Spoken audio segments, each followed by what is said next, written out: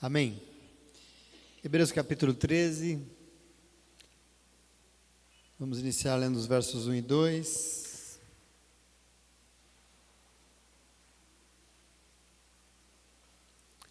Glória a Deus. Hebreus 13, verso 1 e 2.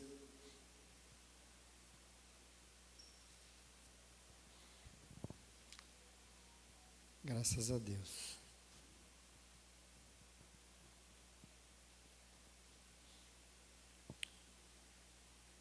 Verso 1 diz assim do capítulo 13, seja constante o amor fraternal. Não se esqueçam da hospitalidade, pois foi praticando aqui sem o saber, alguns acolheram anjos. Amém? Você está no teu lugar. Glória a Deus. Nós finalmente chegamos no capítulo 13, no último, né? Hoje é o nosso último encontro, vamos estar encerrando a leitura do texto de Hebreus, e na última nós falávamos dos princípios de santidade, né, sem a qual ninguém verá o Senhor. Vimos isso longamente, fomos alertados sobre a importância de não desprezar aquilo que nós recebemos da graça de Deus, da graça dos céus. Importante a gente valorizar. E hoje no último capítulo, é um capítulo inteiro sobre muitas exortações, né? E é importante, porque são exortações finais de um texto escrito para aquela comunidade de judeus convertidos ao Cristo, depois que eles perderam as suas muitas referências sobre aquilo que eles sabiam de Deus. O texto constrói novamente essa noção do nosso Deus, do nosso Senhor Jesus Cristo, isso é muito importante. Esse povo aqui já não tinha coisas importantes para ele, o templo, já não tinham mais os sacerdotes, já não tinha mais o lugar santo, já não tinha mais o santo dos santos, e dizer isso é o mesmo dizer que eles não tinham mais a presença de Deus, porque o que dizia para o judeu da presença de Deus na terra era este lugar, lá estava o Senhor, e eles já não tinham mais isso realmente era complicado, eles não podiam mais oferecer os seus sacrifícios para perdão dos pecados, tudo isso que foram crenças que eles construíram a partir de antigas tradições, é essa comunidade que se fala. Então, depois de perder as suas referências de relacionamento com Deus, nós lemos então que Hebreus vai reconstruir tudo que nós lemos, essa lógica, toda essa lógica de relacionamento é reconstruído no texto. Ao final, então, o texto termina com exortações, e aqui talvez o único momento final, que isso parece uma carta, porque as cartas geralmente da Bíblia terminam com exortações, mas eu vou precisar ler esse texto, essas exortações, e a gente vai passar por todas elas muito rapidamente, mas entendendo que exortações aqui são posições importantes nossas para com Deus. Coisas que precisam fazer parte da nossa vida como comunidade, como povo de Deus. Então é importante a gente pensar nisso. E aqui nós já lemos a primeira delas, que nós temos que perseverar o amor fraternal entre nós. E aqui é interessante porque amor fraternal é o amor entre irmãos, porque a palavra frater é irmão, né? Então precisa perseverar. Não se esqueçam de serem constantes no amor entre os irmãos. E isso é muito importante. Também não se esqueçam da hospitalidade, né? E aqui o termo hospitalidade é tão importante para o povo judeu, tanto que Jesus, em muitos momentos da Bíblia, essa questão da hospitalidade, em muitas passagens do Evangelho, em parábolas que Jesus contou, a hospitalidade é muito importante, o ato de acolher alguém, o ato de hospedar alguém com cuidado. Não é simplesmente hospedar, mas hospedar ajudando o outro, cuidando do outro, porque quem faz assim, quem acolhe os outros com amor, acaba sem saber acolhendo anjos em sua vida, né? Olha que bacana isso, é uma situação bonita, né? Eu fico pensando, possivelmente existem anjos andando por aí, e eu tenho certeza que existem, e por isso a hospitalidade é tão importante para Deus, porque, imagine comigo, quanto o Senhor vai se alegrar se você acolher um anjo na sua vida, né? Você acolher um anjo de Deus na sua vida, mesmo sem saber. E o interessante de ser sem saber, porque é tudo que é perfeito. Porque se você acolhe sem saber que são anjos, você acolhe desprovido de qualquer interesse. Não é verdade? Se você sabe que é um anjo e acolhe, se está, então o anjo eu vou acolher, se não é, eu não acolho não. Mas se é sem saber que é anjo, não existe nenhum mérito. Por isso, acolher assim, sem esperar nada, é perfeito para Deus, em nome de Jesus. Amém? Mas aí no versículo 3 vai ter outra exortação. Ele vai dizer, lembre-se também dos que estão na prisão, como se vocês estivessem aprisionados como eles. Lembre-se dos que estão sendo maltratados, como se vocês mesmos estivessem sendo maltratados. Outro ponto importante do que é essa vida em comunidade, do que é a igreja. Como em outras oportunidades, nós entendemos aqui que esta também enfrentava, as outras todas enfrentavam perseguições, prisões, maus tratos. O texto exorta a igreja a lembrar então daqueles que estão aprisionados, como se estivessem presos com eles. E também não se esqueçam dos que estão sendo maltratados, como se vocês estivessem sendo maltratados como ele, né? E aí, em outras palavras, se coloquem no lugar dos que estão sofrendo. Aqui é algo importante e aí, como eu disse, coisa que Deus espera de nós. Lembrando Gálatas 6:2, que a ordem do Senhor: lavem os fardos uns dos outros e assim cumpram a lei de Cristo.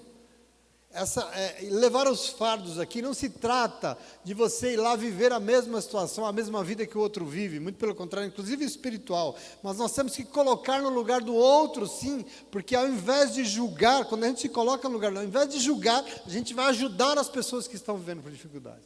Aqui está uma questão importante para entender o que é vida comunitária. Nós não vivemos a mesma dor que o outro, pelo contrário, a gente se coloca no lugar dele, a gente vê o sofrimento dele, não julga, mas é assim que podemos ajudá-los, né? Eu lembro até de uma época que a gente fazia trabalho de rua para levar sopa e tal, e tinha um pessoal de uma outra igreja que ia lá, sentava com os moradores de rua, dormia com eles, comia com eles. Eu falo, não, você não tem que viver o que eles vivem, você tem que se colocar no lugar que sofre a dor deles, sim, se coloca no lugar dele, mas para tirá-lo de lá, para ajudá-lo a sair de lá, e não para viver com ele lá em nome de Jesus, amém? Mais uma exortação, capítulo 4. Tudo são coisas que precisam entrar no nosso calendário, precisa fazer parte daquilo que é uma preocupação para nós. O casamento deve ser honrado por todos. O leito nupcial, o leito conjugal, conservado puro, pois Deus julgará os imorais e os adúlteros, né? Mais algo importante aqui para uma comunidade, algo que não pode ser tratado, aliás, como estão tratando por aí, o casamento. O casamento e a família é coisa de Deus. Para Deus sempre foi e sempre será importante essa questão. Casamento é algo que começou no coração de Deus, família é algo que brotou no coração de Deus, e por isso o texto exorta para não nos esquecermos o quanto isso é importante, o que? Nos esforçarmos para honrar o nosso casamento. Aqui está algo que Deus espera de um homem de Deus e uma mulher de Deus. Eu não sei como é que você entende isso que a gente vê na rua todo dia ou no celular, sobre essas relações conjugais. O quanto para Deus isso é fundamental. Entenda que quando a gente casa, a gente vai diante de Deus reconhecer que nós precisamos do Senhor no nosso relacionamento. E por isso nós apresentamos o nosso relacionamento a Ele. E quando você apresenta o teu relacionamento ao Senhor, sabe o que acontece? Ele começa a fazer parte. Ele vem e faz morada no teu relacionamento. Olha como isso é bonito. Ele começa a fazer morada. E aí quando o Senhor faz morada, entenda, esse relacionamento se torna algo santo. Não é essa bandalheira que está aí, não é uma bagunça. O nosso casamento é sagrado, é santo. Por quê? Porque nele habita o Senhor. Você não casou? O que a gente faz quando a gente vai casar na igreja? A gente vai diante do Senhor e apresenta a Deus: Senhor, essa aqui, essa moça linda que eu tenho do meu lado, esse aqui é o meu marido, apresento ao Senhor. Você está chamando o Senhor para a tua vida conjugal. Por isso esse lugar é santo, não é qualquer coisa, não pode ser tratado como estão fazendo, não. Virou qualquer porcaria isso, sim ou não? Se Tatá casou, descasa, quem casa, descasa, não é não. Onde habita o Senhor, tudo tem que ser santo, e o nosso casamento é santo em nome de Jesus, e precisa ser honrado, amém?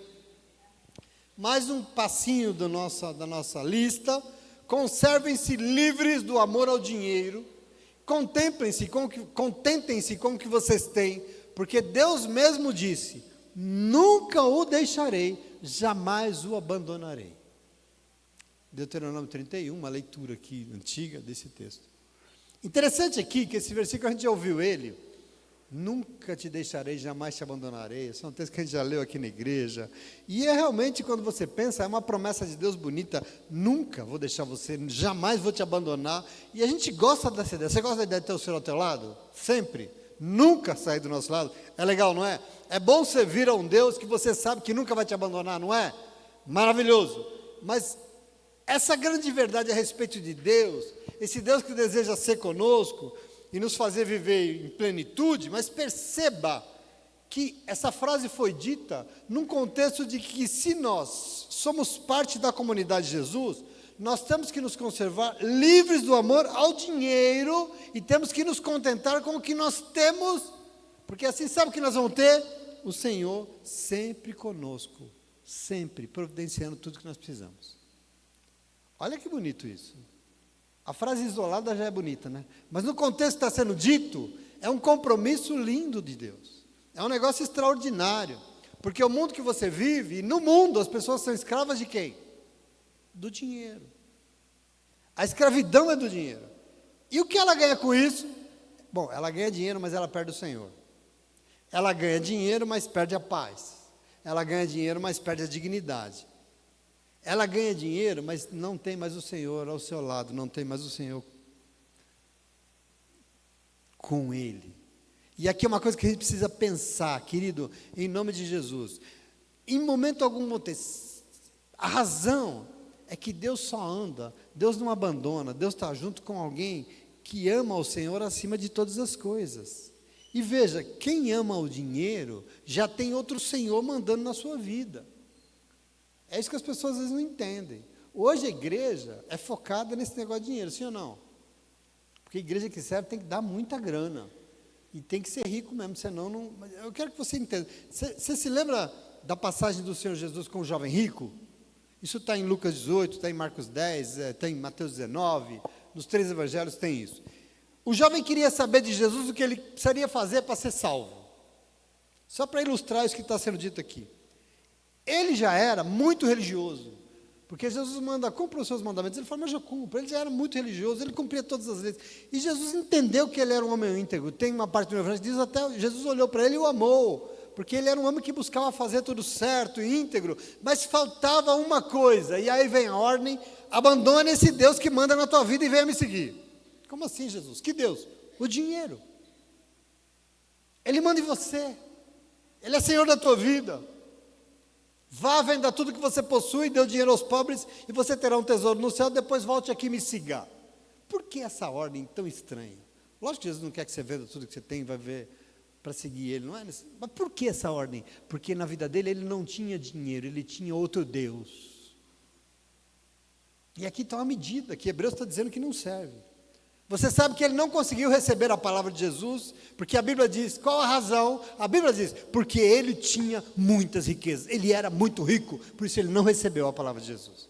E ele não recebeu e foi embora, triste, com a resposta. Mas depois Jesus teve que explicar. É muito difícil alguém fazer isso que eu estou pedindo. Por quê? Porque quem ama o dinheiro, na medida que ele ama, já tem um Senhor na sua vida, e esse Senhor chama Mamon. É um Deus que já existe na vida dele. E eu queria dizer para você, em nome de Jesus, o dinheiro governa os seus dias. E se o dinheiro governa, não tem como Deus governar.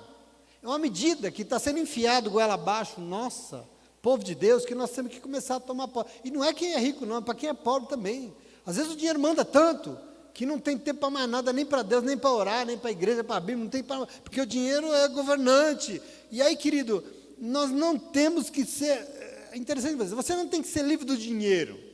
Por quê? Porque nós precisamos do dinheiro. Quem é que vive sem dinheiro? Sem dinheiro não se vive. Mas nós sim, porque a Bíblia exorta isso, temos que ser livres do amor ao dinheiro.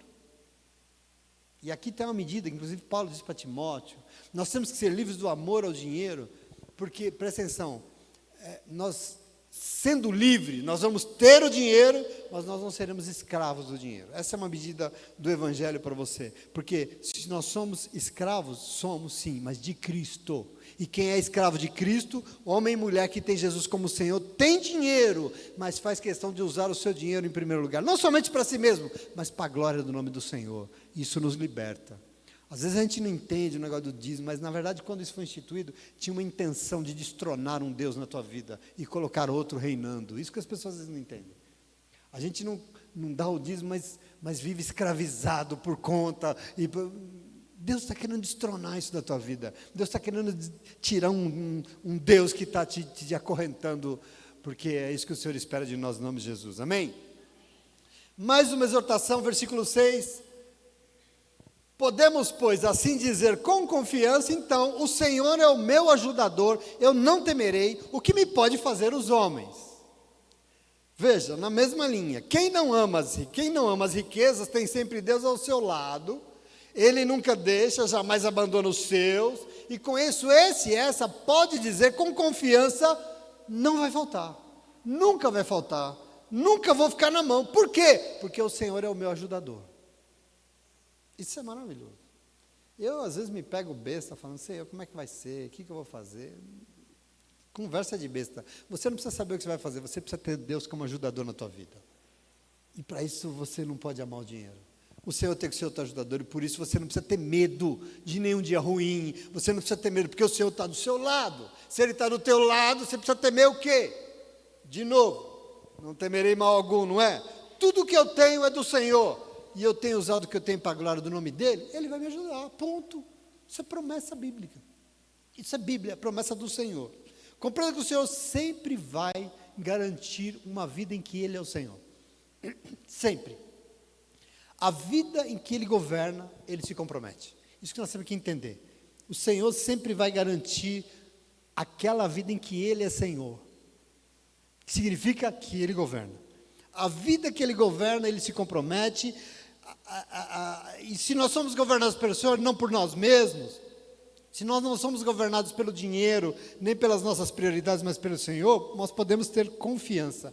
Ele vai nos ajudar. Não precisamos temer nada. Amém? Renite.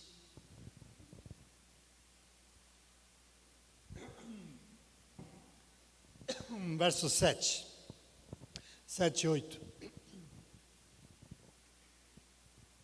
Diz assim: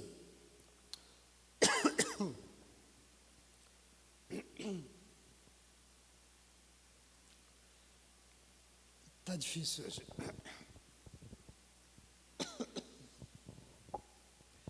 Lembrem-se dos seus líderes. Acho que é por causa disso. Lembrem-se dos seus líderes que transmitiram a palavra de Deus a vocês. Observem bem o resultado da vida que tiveram e imitem a sua fé. Jesus Cristo é o mesmo ontem, hoje e para sempre. Você precisa tomar posse disso. É outra medida de exortação para o povo de Deus. Lembrem-se dos seus líderes que transmitiram a palavra de Deus a vocês. Observem bem, não a palavra, mas o resultado da vida que tiveram e imitem a sua fé. Jesus Cristo é o mesmo ontem, hoje e para sempre. Veja, dentre as muitas coisas que a comunidade não pode esquecer, por isso é sempre lembrem-se dos que transmitiram a palavra de Deus a vocês. Mas não é só lembrar da palavra, porque aquela palavra foi uma bênção. Porque eu me senti tão bem com aquela palavra, com aquela ministração. Não é isso. Lembrar aqui não é da ministração, mas é observar bem o resultado da vida de quem ministra. Olha isso aqui. A gente não pode ser enganado por besta. Nós temos que observar muito mais do que a palavra ministrada, mas a vida de quem ministrou. Presta atenção. Por quê? Porque a palavra de Deus não pode ser uma palavra da boca para fora, como a gente está acostumado. Quem ministra, não ministra uma palavra, ministra o que vive. E assim não é só pregar, mas é viver como prega. Isso é muito importante. Isso é fundamental. Não adianta oradores bababá e tantantã. E tem muita gente por aí encantada porque a pessoa fala bem, os pregadores são famosos e tem não sei quantos milhões de seguidores. E a gente, que palavra benção, como eu estou bem hoje porque eu vi a palavra. E a gente está encantado com esse negócio. Nós temos que entender o que o texto de Hebreus está nos desafiando hoje. Porque o que tem que nos encantar não são somente as palavras bonitas, mas é a vida de quem prega. Por quê? Porque o texto lembra que se um líder vive o que prega, ele precisa ser imitado. Olha a responsabilidade. Ele precisa ser imitado. Assim é, desde que Jesus veio e começou a pregar. Desde sempre, Ele esteve entre nós. E se você olhar bem, ler o Evangelho direitinho, você vai ver que Jesus não falava, ele não pregava com palavras, mas cada vírgula do que ele ministrou, ele viveu. E isso é importante demais, porque ele é o nosso grande pregador. Jesus não só ministrou sobre o reino de Deus, ele viveu todos os princípios do reino de Deus. Jesus não ministrou só sobre o Pai, ele foi fiel em tudo ao Pai, aquilo que o Pai lhe pediu até o fim. Jesus não ministrou com palavras, Jesus ministrou com a sua vida. Isso aqui é muito importante para nós que estamos sendo iludidos por imagens, por fakes e por gente de terno bonito, que fala bonito e tal, é limpinho, mas e a vida? Hein? E a vida? E o testemunho? Se Jesus era assim e com ele era assim, você acha que mudou? Não, meu irmão, não mudou nada. Por isso, aqueles e aquelas que hoje dizem que falam a respeito de Jesus, ou até dizem que falam em nome de Jesus, não pode só falar, mas tem que viver Jesus, porque tem que imitar Jesus Cristo. E aqui é muito importante a gente entender, porque quem ministra em nome de Jesus, imita Jesus. E nós temos que tomar posse disso. E não por acaso, mas Jesus, presta atenção, ele é o mesmo. Jesus não mudou uma vírgula daquilo que ele era. E nós temos que tomar posse disso, porque a gente está querendo mudar. Ele era, ele é e ele será para todo sempre. E por isso nós temos que lembrar, diz o texto, de quem transmite a palavra e vê o resultado da sua vida. Ah, mas eu não sei. Sabe sim, é só abrir o seu Instagram. Sabe sim. Foi Jesus quem nos ensinou. Mateus 7, verso 15 e 16. Ele diz assim, tomem cuidado com os falsos profetas. Jesus disse, com quem ministra entre vocês, porque pelos frutos vocês vão reconhecer. Não é porque fala bonito, não. É pelos frutos da sua vida. E eu fico pensando, o que adianta essa multidão seguindo pregador famoso em rede social, mas vendo esse testemunho de vida que eu diria nojento. Ah, mas não sabia que eu tinha que olhar para ele. Sabia sim, porque a Bíblia diz que nós temos que olhar para o resultado da vida dele hoje. Nós temos que saber isso, querido. Não é qualquer um que pode ministrar na tua vida, não. Toma posse. Não é qualquer pessoa que fala e você diz amém, não. Porque tem que ser um nível que você pode imitar, isso sim. E desde que eles sejam imitadores daquele que era, que é e será para todo sempre, de Jesus Cristo. E é isso que se espera de alguém que ministra a palavra em nome de Jesus. Amém? Tudo bem? B.O., né? Verso 9, mais uma exortação, 9 e 10. Não se deixem levar pelos diversos ensinos estranhos. É bom que o nosso coração seja fortalecido pela graça e não por alimentos cerimoniais, os quais não têm valor para aqueles que os comem. Nós temos um altar no qual não tem direito de comer os que ministram na tenda, no tabernáculo. Bom, com certeza aqui a comunidade estava exposta a falsos profetas, porque ele está preocupado, mas também a falsos ensinos, além das velhas confusões religiosas que a gente já estudou aqui, cultos pagãos do primeiro século, alimentos sacrificados e mais, essa importância que os judeus davam, essa coisa dos alimentos, alimento puro, impuro, animal de pata, peixe com escama, sabe esses, e não come camarão, e não come carne com sangue, toda essa coisa toda, isso não faz parte, nós não temos nada com isso, nós, povo de Deus, porque o nosso altar é outro, o nosso altar não é feito de animais, o nosso altar é feito de um coração completamente rendido ao Senhor, e isso é inacessível a esse povo que se apega a regulamentos exteriores, é isso que o texto está querendo dizer, tá bom? Nós não nos apegamos a essas coisas. Verso 11, mais 11 a 13. O sumo sacerdote leva sangue de animais até o lugar santíssimo, como oferta pelo pecado, mas os corpos dos animais são queimados fora do acampamento. Assim Jesus também sofreu fora das portas da cidade, para santificar o povo por meio do seu próprio sangue. Portanto, saiamos até ele, fora do acampamento, suportando a desonra que ele suportou.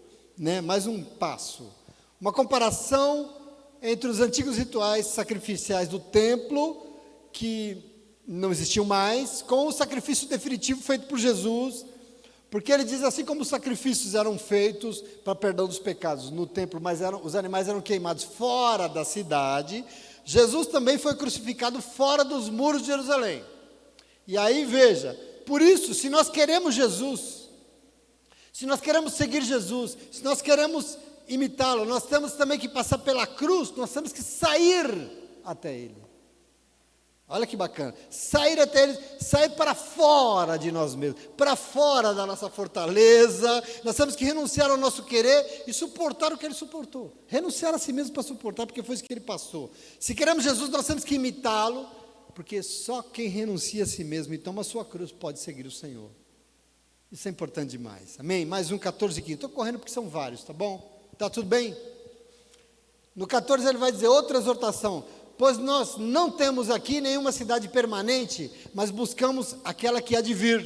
Por meio de Jesus, portanto, ofereçamos continuamente a Deus um sacrifício de louvor, que é fruto de lábios que confessam o seu nome. Cadê o ministério do louvor? Sacrifício de louvor é um negócio que a gente adora.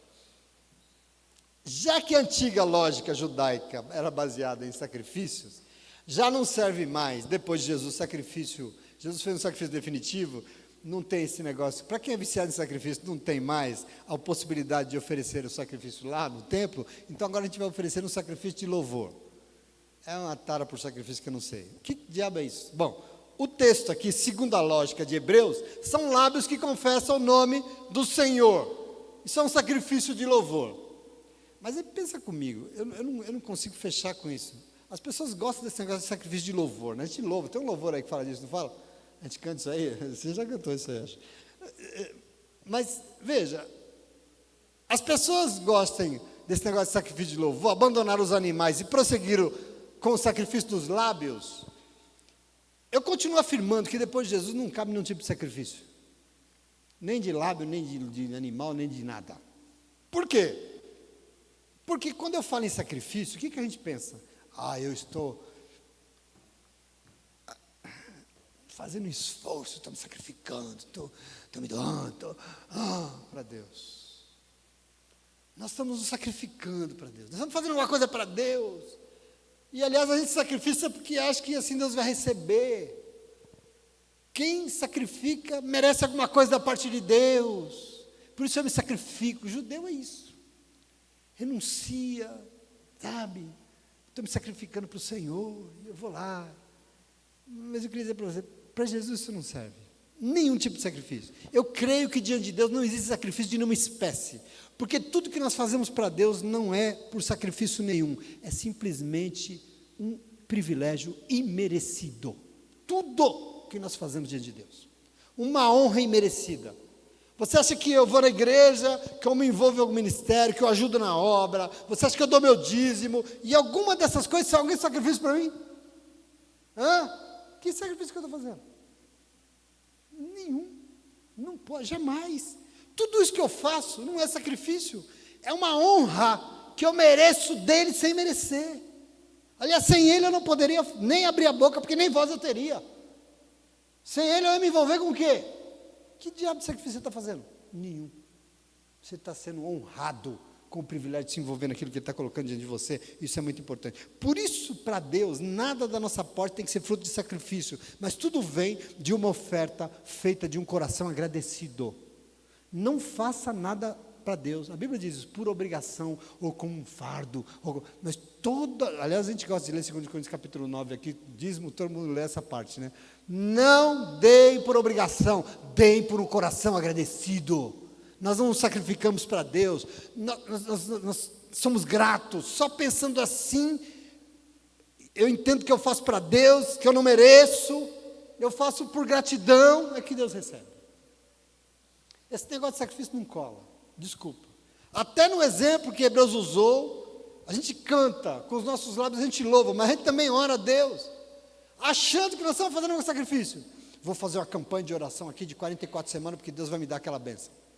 Você vai sacrificar 40 semanas. Meu Deus, que diabo é isso? Qual que é a diferença do irmão católico que sobe a escadaria da igreja de joelho? É um sacrifício, sim ou não? É uma penitência. Não tem sacrifício diante de Deus, ele não recebe. Querido, nós temos a possibilidade de louvar a Deus, e só vai ser recebido por Ele, se nós fizermos isso, não como sacrifício, mas com os nossos lábios nós confessamos o Senhor, oramos, como parte de um coração muito agradecido, que sabe do privilégio que é poder abrir a boca para louvar o nome do Senhor, uma honra que muitos não têm, de um dom que Ele nos deu, de orar, de pregar, de louvar, e é maravilhoso isso demais, em nome de Jesus. Assim o Senhor recebe o nosso louvor, amém? Amém? Verso 16, mais um. Não se esqueçam, sempre assim, né? Lembrem-se, não se esqueçam de fazer o bem e de repartir com os outros o que vocês têm, pois tais sacrifícios, Deus se agrada. Lá, o diabo sacrifício de novo. Trauma. O judeu traumatizou muita gente. Continua, né? Persiste a ideia sacrificial e a justificativa é que antes era oferecido sacrifício de animais, agora, depois de Jesus, não precisa mais, né? Mas é sacrifício de louvor e aqui o sacrifício das ofertas.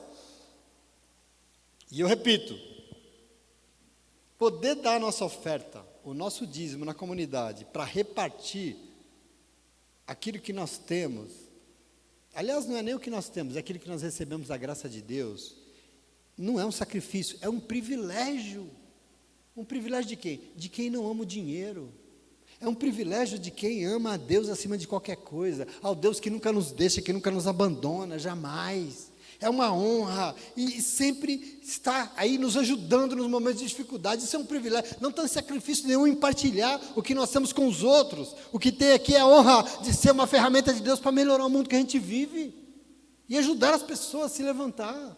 Isso é um privilégio merecido em nome de Jesus, amém? Verso 17, obedeça aos seus líderes, viu? Não tem viu não. Obedeça aos seus líderes e submetam-se à autoridade deles. Eles cuidam de vocês como quem deve prestar contas, tem um peso. Obedeçam-lhes para que o trabalho deles seja uma alegria, não peso, pois isso não será proveitoso para vocês. Orem por nós. Estamos certos de que temos consciência limpa e desejamos viver de maneira honrosa em tudo. Particularmente, recomendo que orem para que eu lhes seja restituído em breve. Alguém percebeu que mudou o tom? Mudou a pessoa do orador aqui? O escritor mudou. Aqui, no verso 19, o texto parece que foi escrito por alguém. Em nenhum momento, até agora, ele se referiu a si mesmo, né? Primeira vez que ele fala dele mesmo como o autor. Pela primeira vez ele pede oração para ele mesmo, o escritor aqui, para que ele possa voltar a ver a comunidade. Entenda essa mudança. Por que essa mudança, né? Por que mudou a pessoa que está escrevendo? Parece que no finalzinho aqui, esse finalzinho do capítulo vai tentar atribuir essa escrita a um autor famoso do primeiro século. E eu só queria que você entendesse que isso era muito comum naquela época. Existiam grandes nomes na igreja, nomes de pessoas que morreram, desde depois que Pedro morreu, Paulo morreu. As pessoas queriam atribuir a essa pessoa famosa. E no finalzinho, o texto parece que quer dizer que quem escreveu isso foi Paulo. No final, nas últimas palavras. Veja o verso 20, 21 e 21. Diz assim: o Deus da paz, que pelo sangue da aliança eterna trouxe de volta dentre os mortos o nosso Senhor Jesus, o grande pastor das ovelhas, os aperfeiçoe em todo bem para o fazerem a vontade dele e opere em nós o que lhe é agradável mediante Jesus Cristo, a quem seja a glória para todos sempre. Amém. Acabou a carta. Acabou não. Esse amém parece que põe fim, né? Mas tem mais alguns versos. E aqui eu podia até arriscar que talvez sejam alguns acréscimos posteriores, porque os versos finais tenta parecer que foi Paulo que escreveu, só nos últimos versos. Porque ele vai dizer no verso 25 assim, 22, perdão. Irmãos, peço que suportem as minhas palavras de exortação. Na verdade, o que eu escrevi é pouco. Quero que saibam que o nosso irmão Timóteo foi posto em liberdade. Se ele chegar logo, irei vê-los com ele. Saudem a todos os seus líderes e a todos os santos. Os da Itália enviam saudações. Graça seja com todos vocês. Depois do amém continuou. Uns versículos aqui, como eu disse, muito comum no primeiro século, que as pessoas escreviam para dar autoridade ao texto todo. E as pessoas pudessem receber. E eles usavam um nome importante da igreja. Então, no caso, Paulo, e aqui nesse contexto, Paulo já tinha falecido há pelo menos 10 anos. Paulo acho que morreu em 64. E no finalzinho aqui, escrito não por ele, mas sob a autoridade dele. E diz que supostamente Timóteo tinha sido preso e estava livre, mas não tem nenhuma evidência na Bíblia, nenhum registro sobre isso. Enfim, o autor estava ansioso para visitar a comunidade de novo. Enfim, esse texto não tem nada de Paulo, só a boa intenção no final de dar autoridade a ele, a Paulo. Mas nós já lemos aqui, vemos que nada do que nós lemos em todos esses 13 capítulos tem a ver com Paulo. É outra teologia, é outra prioridade, é outra coisa, em nome de Jesus, amém?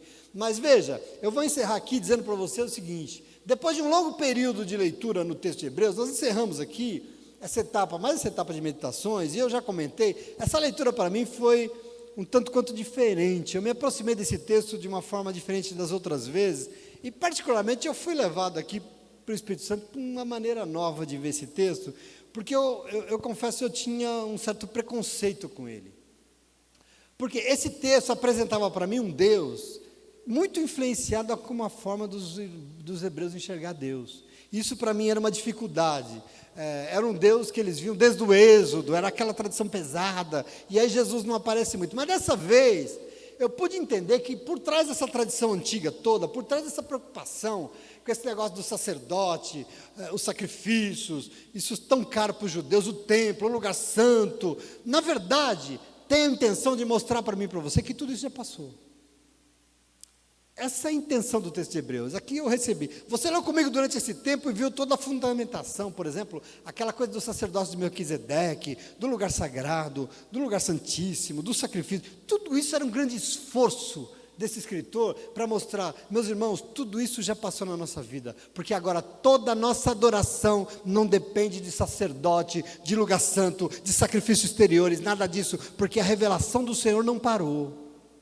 O Senhor revelou, a revelação do Senhor foi dada a esse povo aqui, e eles registraram aqui, deixaram para nós, para que você pudesse ler, mas depois você compreende nesse texto que o que importa para Deus é Jesus Cristo ressuscitado. O texto de Hebreus se resume a isso. Tudo que foi dito aqui é para mostrar o que era, e aquilo que era não é mais, porque a partir de agora é Jesus Cristo que importa em nome de Jesus.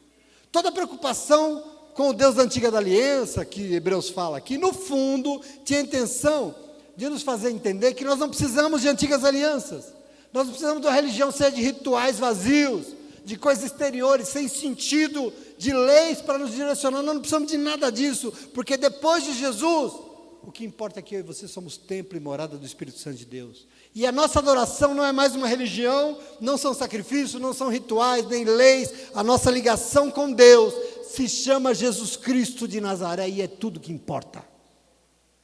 Isso que eu quero que você leve para você. Muita gente lê a Bíblia de forma literal, e por isso acaba não entendendo isso aqui, porque diz que está escrito, que está escrito, está escrito, está acabado e ponto, mas essas pessoas consideram que nós não servimos a um ídolo, nós servimos a um Deus vivo, e como Ele é um Deus vivo, Ele falou, mas Ele continuou falando, sim ou não? E Ele fala até hoje, e graças a Deus por isso, porque Ele falou na antiguidade, isso foi revelado, e os irmãos relataram aqui, mas Deus continuou falando, e Ele fala até hoje, e quanto mais Ele fala, mais Ele se revela e você o conhece. Depois desse texto, Deus está quase 2000 anos falando com você, falando conosco, falando com o povo, e Ele vai se revelando, e nós vamos cada vez mais conhecendo o Senhor, e hoje nós temos condições de afirmar e entender, graças a Deus, nós temos condições de compreender a revelação do Espírito Santo de Deus ainda maior. Deus cresce em nós, Deus muda, meus irmãos. Hoje nós sabemos que nós quisermos entender quem é Deus, sabe o que você precisa? Basta ler o Evangelho e entender alguém chamado Jesus de Nazaré, que você vai entender quem é Deus, porque Ele é a face visível do Deus invisível.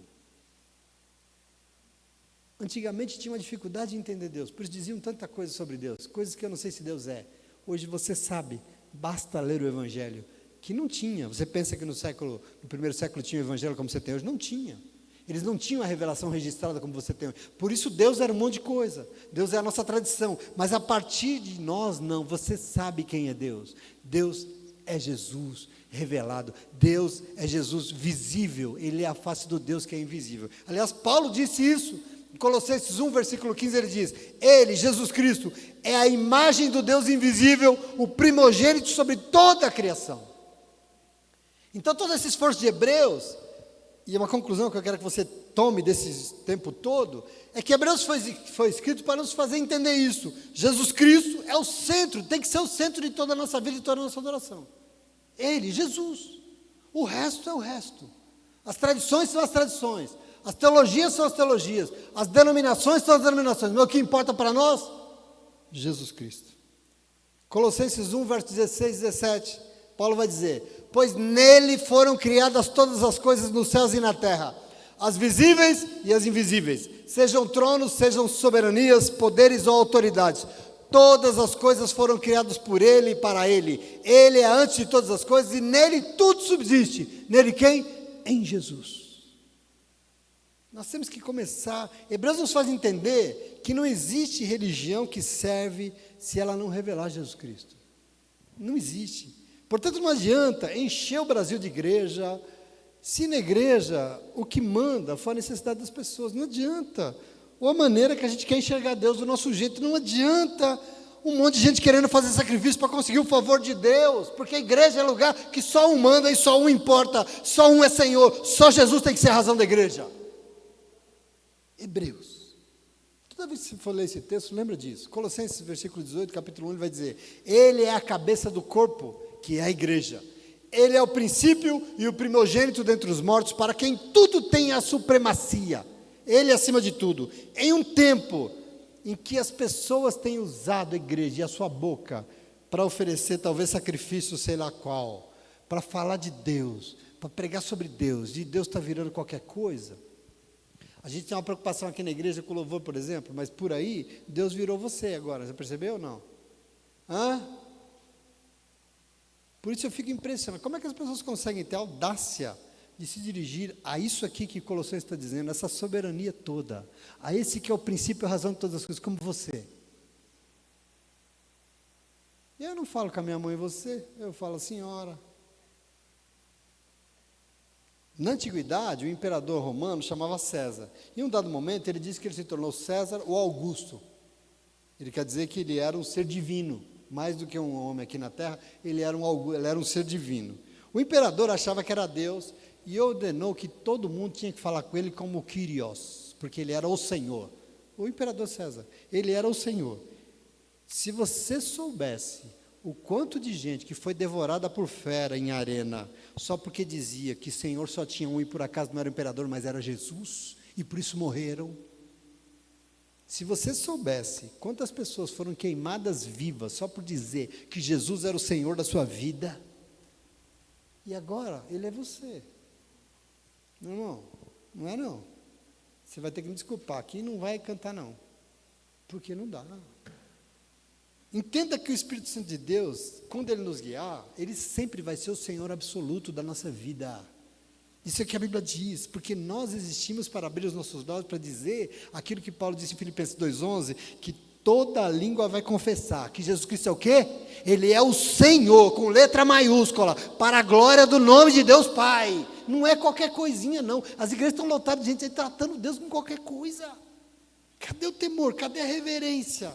Quem nos dá esse privilégio é a presença do Espírito Santo de Deus em nós. Só Ele em nós nos possibilita abrir a boca para dizer isso. Porque em 1 Coríntios 12:3, Paulo diz assim, ninguém pode dizer que Jesus é o Senhor se não for pelo Espírito Santo.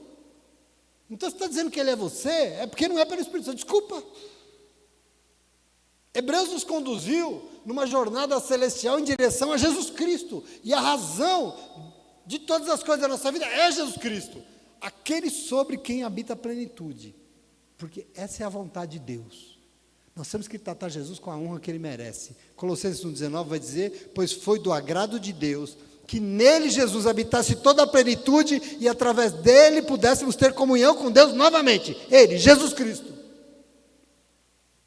Jesus não é algo para estar no nosso pescoço, na nossa camiseta. Pode pôr, é legal, mas Jesus é muito mais do que isso. E nós temos que ter reverência. Não é porque eu sou antiquado ou porque eu sou atrasado. Pode ser que o pastor é chato, né, pastor? Eu sei que o mundo mudou, mas o mundo mudou. E sabe o que está acontecendo? As pessoas estão jogando fora a criança junto com a água do banho. Deu banho na criança, pega a bacia e joga a criança junto com a água. É isso que nós estamos fazendo. Porque assim, o mundo mudou e aquilo que era deixou de ser importante. Aquilo que era, por exemplo, parece que não existe mais. O conhecimento antigo mudou, lógico, graças a Deus que mudou. Mas inteligente é aprender com o que era para ser melhor do que era, não para piorar, meu irmão. E nós estamos conseguindo piorar. Hoje eu tenho um pouco de vergonha de dizer, você é evangélico. Ontem mesmo eu estava dando carona para um rapaz em São Paulo. As meninas ficam chamando você de pastor. Você é pastor? Você é pastor evangélico? Eu falo, eu sou. Eu já fico assim, né? Aí ele falou, não, minha família também é evangélica, o meu pai é pastor. Eu falei, glória a Deus, ainda bem. Mas a gente tem um pouco de receio, porque a gente está piorando. Isso que nós estamos assistindo todos os dias. As relações pioraram. Os casamentos pioraram. O respeito parece que não tem mais. E o temor do Senhor virou qualquer coisa. O Senhor está na boca de qualquer um. Meu irmão, presta atenção. Nós temos que melhorar. Não dá. A igreja está se tornando um negócio estranho, porque agora é moderno. Mas sabe o que eu queria dizer para você? Tratar Jesus com toda essa modernidade é uma baita burrice. Sabe por quê? Hebreus 13:8. Jesus Cristo, Jesus de Nazaré, é o mesmo ontem, hoje e para toda a eternidade. Ele não muda. Quem está mudando somos nós que não estamos tendo temor em tratar o Senhor. Ele é o que Ele é, e Ele não vai mudar em nome de Jesus, amém? Então encerro esse período de leitura com você, pedindo a você, tome posse dessa palavra, tome posse de tudo que você ouviu em nome de Jesus, porque eu tenho uma certeza, para Deus importa que nós, isso aqui se chama Jesus, sejamos destronados desse senhorio, porque o ser humano hoje ele é senhor, por isso Jesus se torna você, como um igual. Jesus não é igual não, Jesus é Senhor absoluto, com S maiúsculo e dos mais maiores possíveis, em negrito, com sublinhado, Senhor absoluto da nossa vida. Ele não é eu não, porque nós temos que ser Senhor da vida, nós temos que ser destronados, e que Ele assuma o governo da nossa vida. Hebreus serve para te mostrar quem é Jesus Cristo, porque Ele é o Senhor, e Ele sempre será o Senhor deste lugar e da nossa vida, em nome de Jesus, amém? Toda reverência é pouca para esse Deus que nós servimos, e que nos ama, e que nos ajuda, e que nunca nos abandona, em nome de Jesus, amém? Se você não ficou chateado, você recebeu essa palavra? Você recebeu, aplauda ao Senhor, porque Ele é bom, glória a Deus.